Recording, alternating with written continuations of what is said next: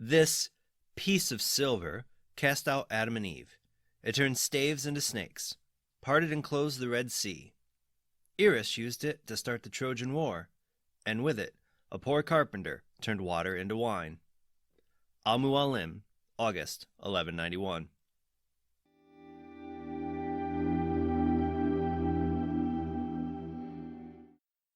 Hello and welcome to Visions of the Past. My name is Andrew, and I'm the host of this Assassin's Creed lore podcast. This is episode 59, and today we're going to talk about a piece of Isu technology known as the Apples of Eden. Before we talk about the apples themselves within Assassin's Creed, let's take a quick look at the inspirations behind the apples. The most obvious inspiration is in the name, Apple of Eden. This refers to the forbidden fruit from the tree of the knowledge of good and evil that Eve is persuaded by the serpent to eat, and then talks Adam into eating it, which leads to God expelling them from the Garden of Eden, a story that is seen within the book of Genesis. The forbidden fruit is not the only thing that the apples of Eden draw inspiration from. There's also an element in various mythologies, legends, folk tales, and fairy tales known as the golden apple. Examples of the golden apple seen throughout Greek mythology include Melanion using them in a race against Atlantia to distract her so that he could beat her in a race and gain her hand in marriage, and Hercules' 11th labor that required him to steal 3 golden apples from the Garden of Hesperides. Another example can be seen within the story The White Snake that was published within Grimm's Fairy Tales, where a princess asked a man trying to gain her hand in marriage to bring her a golden apple from the Tree of Life. Within the series, the Apples of Eden are either seen or mentioned within almost every installment of the series, the most notable exception being Assassin's Creed Rogue and Assassin's Creed Valhalla. While each apple has its own specific history, multiple apples have shown the ability to project illusions, control others' minds, physically manipulate a target, create a solid hologram, and the negation of the powers of the Staffs of Eden. The apples have also been shown to pass on advanced knowledge and manipulate energy. The Isu scientist, known as Phanes, implied that the apples were already being developed when he implanted neural controls that allowed the apples to manipulate the human race, allowing the Isu to have complete control over them. This continued until Phanes' hybrid daughter Eve, along with Adam, stole an apple from the city of Eden and incited the human-Isu war. This war left both sides too preoccupied by war to see any other threat until it was too late. This included the Toba catastrophe that eventually led to the extinction of the Isu.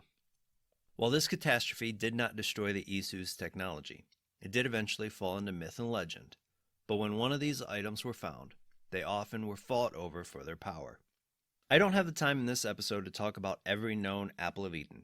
It could take days to cover all that.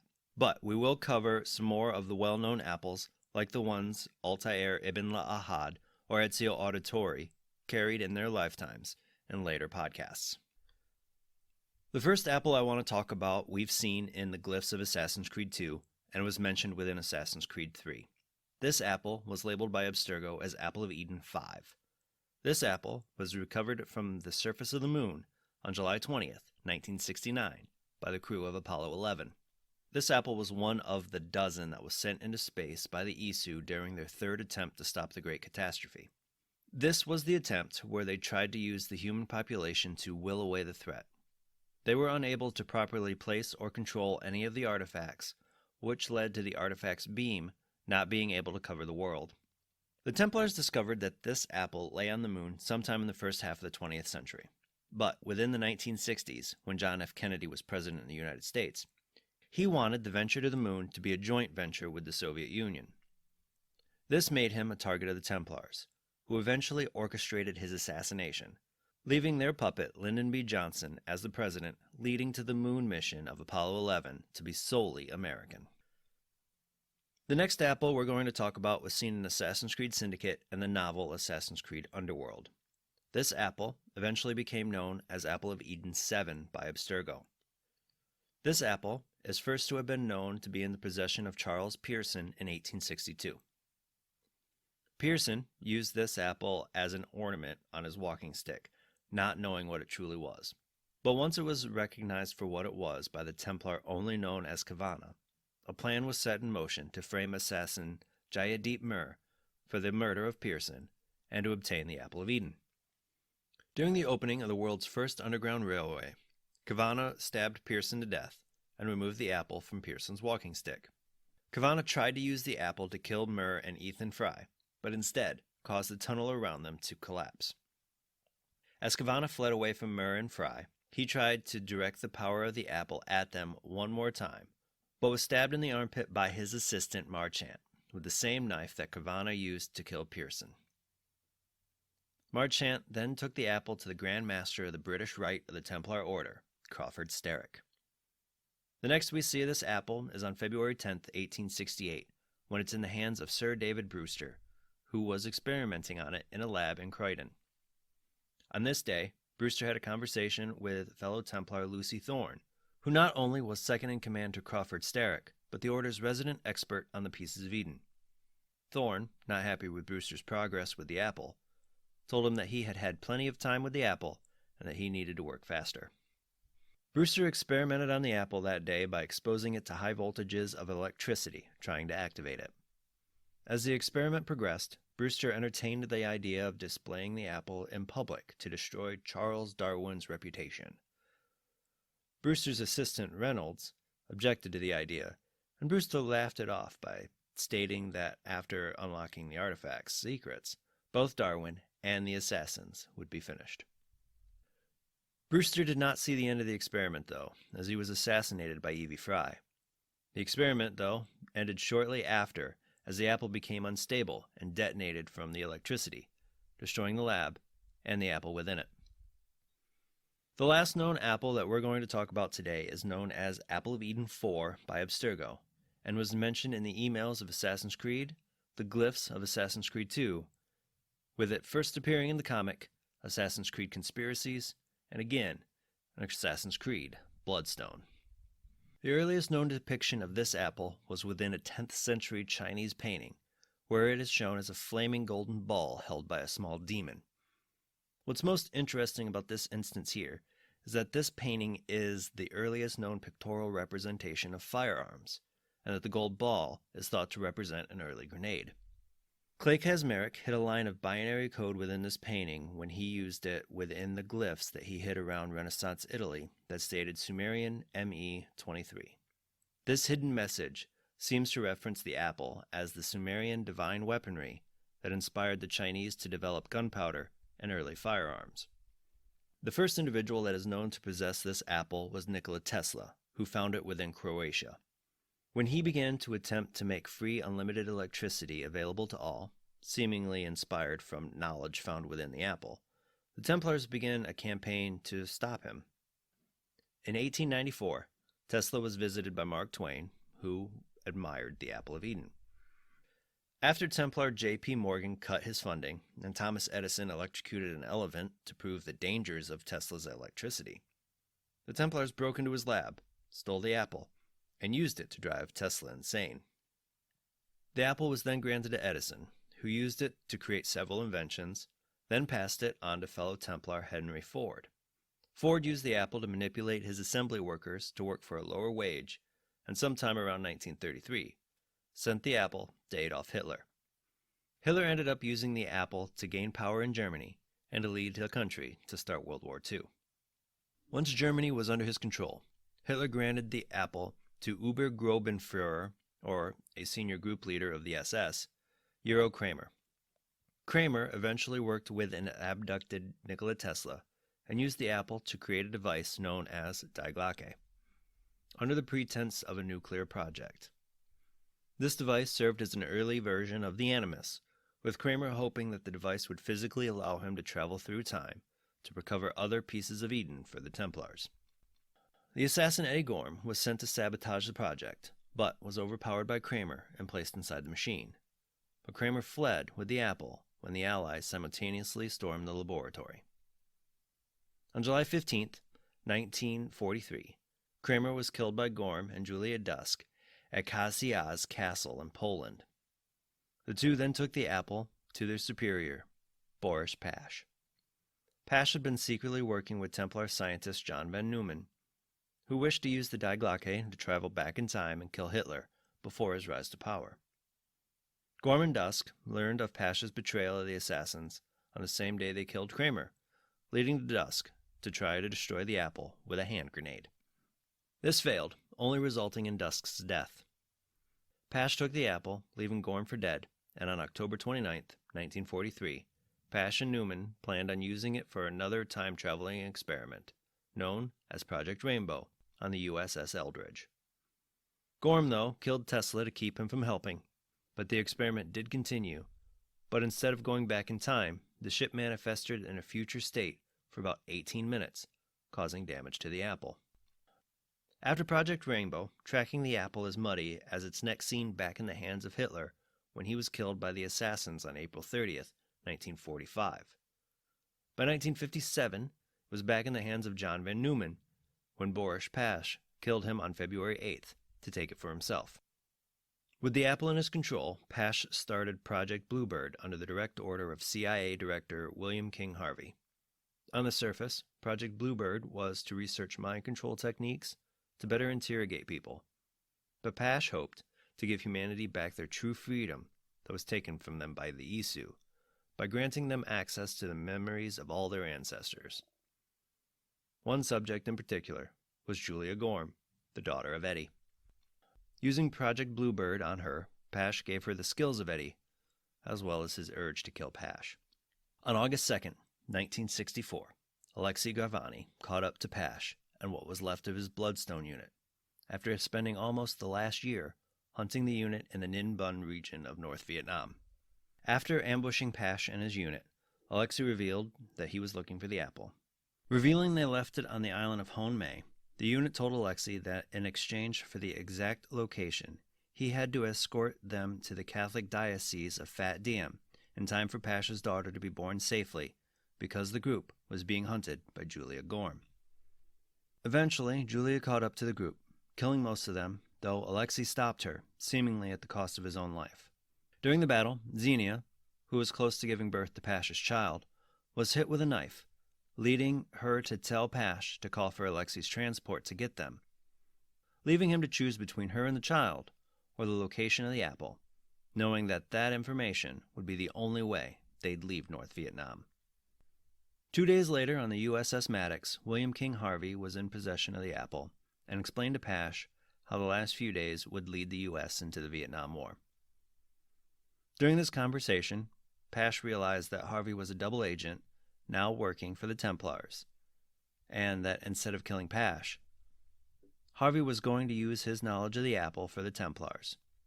When Pash objected, based on the failures of past projects with that apple, Harvey explained that some progress was made with Julia, leading her to be his new agent Q.J. Wynn, and introduced him to Warren Vidic, who was holding Pash's child.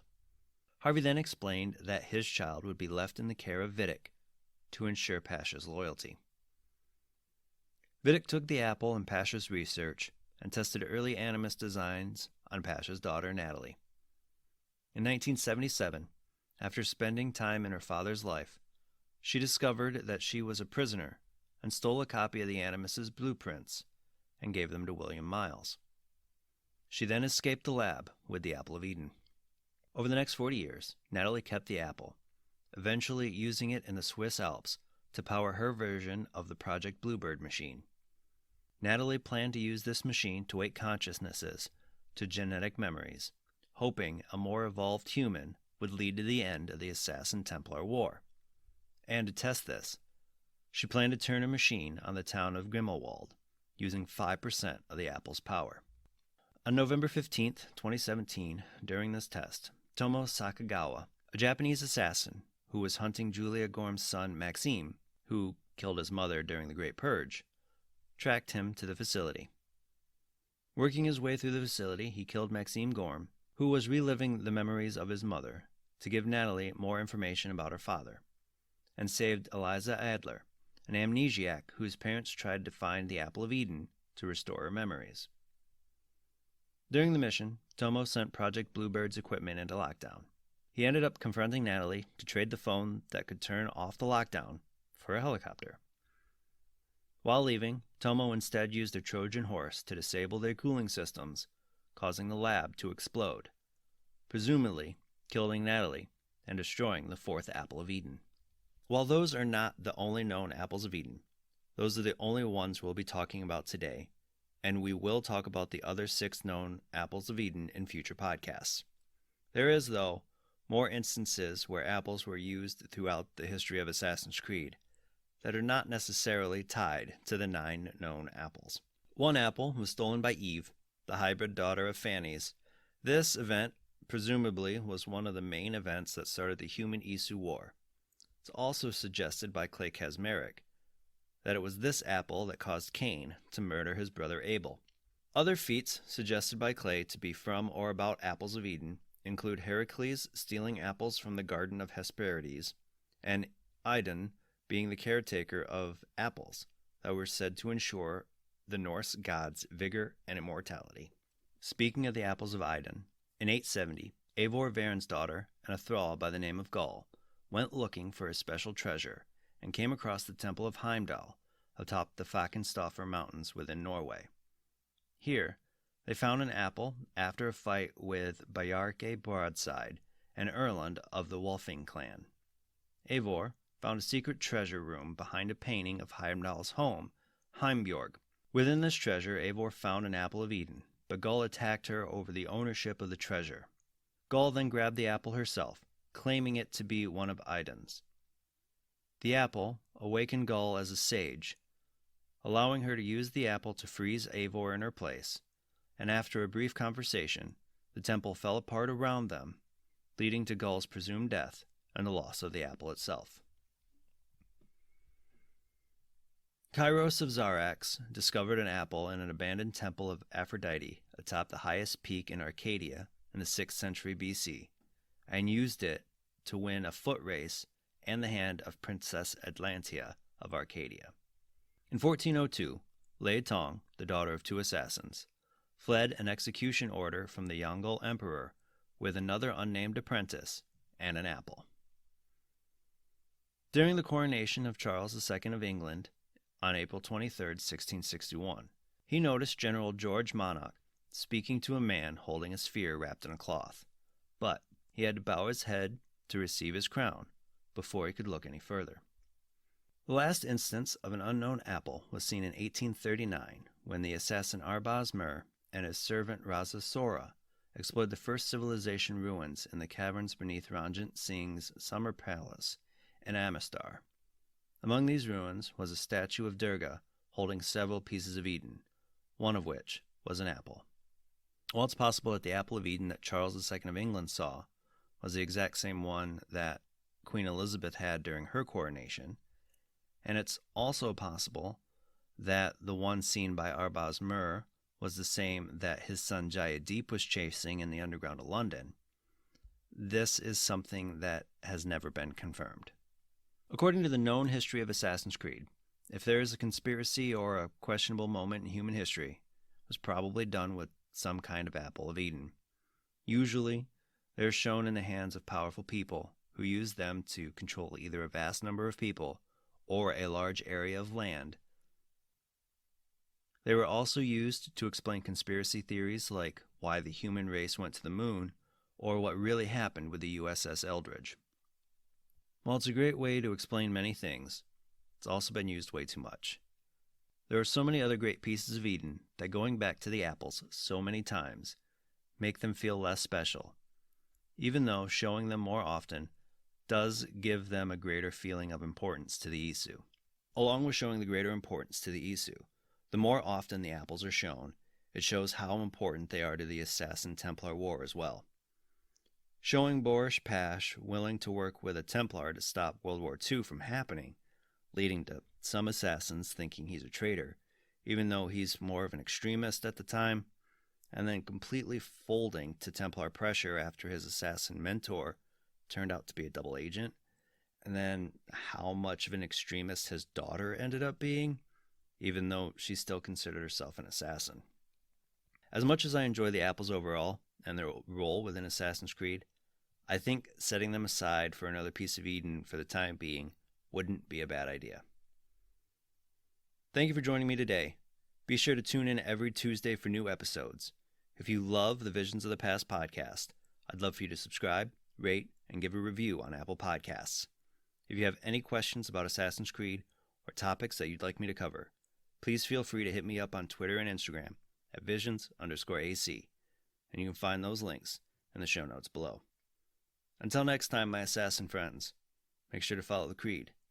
And to those Templars listening, may the Father of Understanding guide you.